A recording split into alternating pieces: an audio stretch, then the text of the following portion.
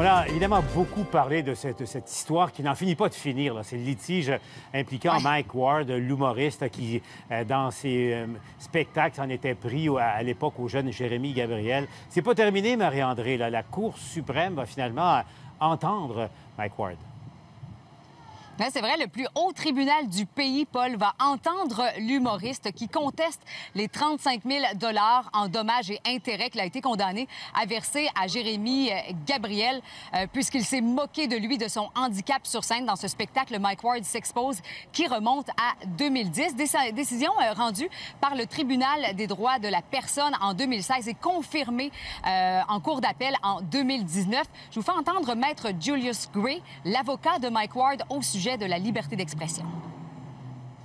Quel est l'effet de la liberté d'expression, surtout en matière artistique? Il n'y a pas beaucoup de causes et je pense que ça pourrait nous montrer où le Canada se dirige dans ce domaine.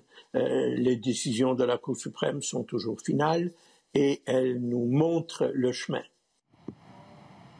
Et voici la réaction du gérant de Mike Ward, Michel Grenier, qui m'a fait parvenir ces quelques lignes, se disant bien heureux de la décision et de cette cause qui sera entendue en appel, en Cour suprême plutôt. Alors aujourd'hui, la justice démontre que la cause met de l'avant un combat fondamental sur la liberté d'expression et qu'elle s'avère importante pour toutes les créatrices et tous les créateurs canadiens. Il y a également Jérémy Gabriel qui a réagi par l'entremise d'un communiqué de presse cet après-midi. J'aurais préféré voir ce dossier clos définitivement. Je souligne cependant l'importance de permettre à M. Ward de pouvoir faire valoir ses points à nouveau. Alors voilà donc un autre chapitre qui s'ouvre dans ce litige qui oppose l'humoriste Mike Ward à Jérémy Gabriel. Et dans un tout autre ordre d'idées, Paul, au TVA 18h, vous verrez mon reportage sur ce projet de spectacle virtuel qui finalement s'est transformé en projet de film.